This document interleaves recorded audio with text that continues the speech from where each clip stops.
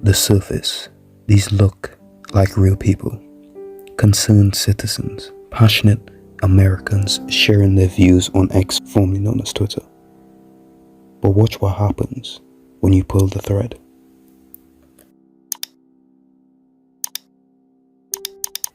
Same creation dates, nearly identical bio formats, coordinating posting schedules, the same talking points, often word for word, flooding your timeline within minutes of each other.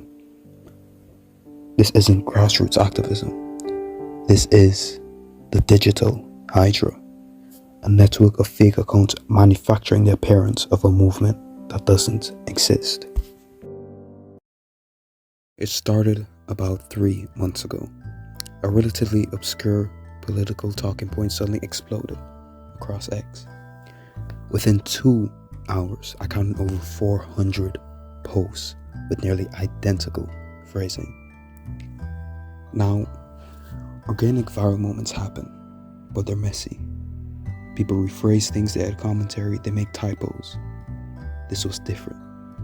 This was precise. So I started digging.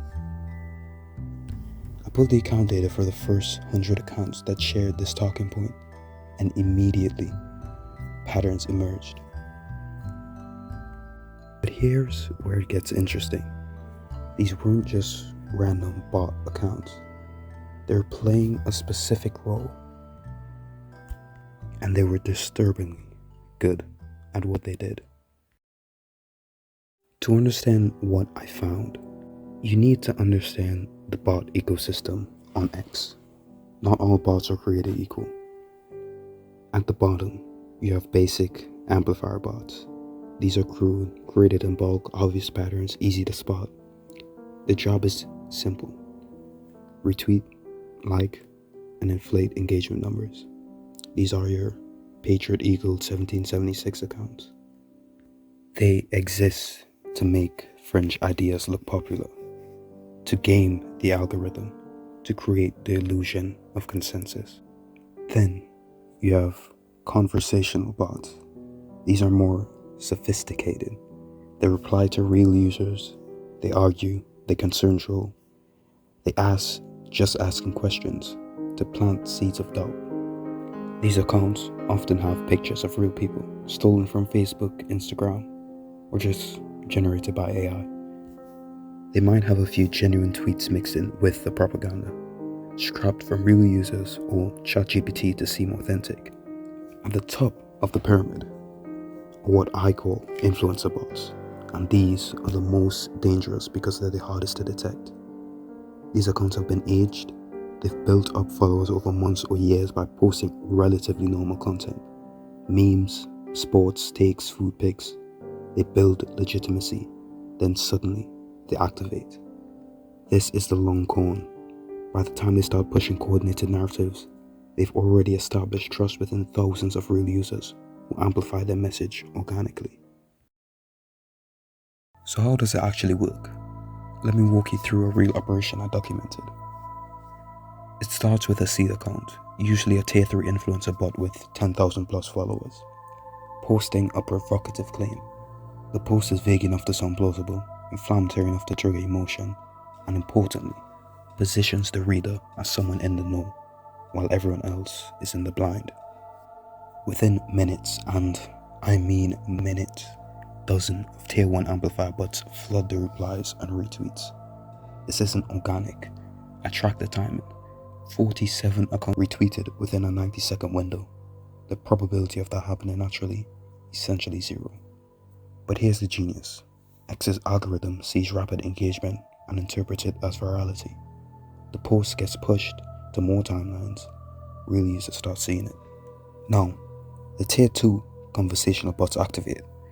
They fill the replies with comments that seem like genuine discussion. Each reply is designed to do 2 things: validate the original claim and create urgency. The subtext is always, you're part of a persecuted minority that sees the truth. And here's how it works. Real users see what looks like a popular, heavily discussed post.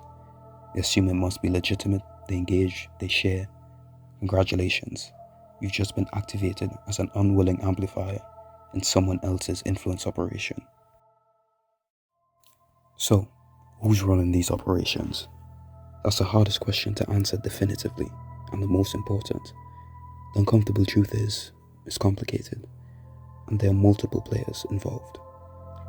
First, there's the foreign influence operations. Russian IRA-style troll farms didn't disappear after 2016. They evolved. We know from congressional testimony and leaked documents that foreign actors, primarily Russia but also Iran and China, run sophisticated bot networks designed to amplify divisive content in the US.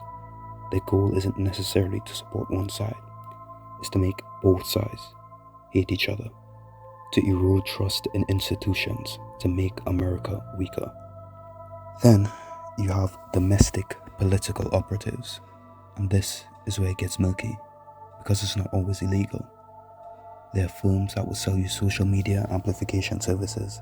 They don't call them bot farms, they call them engagement campaigns or grassroots activation. Some campaigns and PACs have been caught using these services. The line between legitimate political organizing and astroturfing has become razor thin. Finally, you have the grifters, people who figured out the outrage is profitable. They create bot networks to artificially inflate their own reach. They monetize through Substacks, Patreon, merchandise, speaking fees. The more controversial they appear, the more money they make.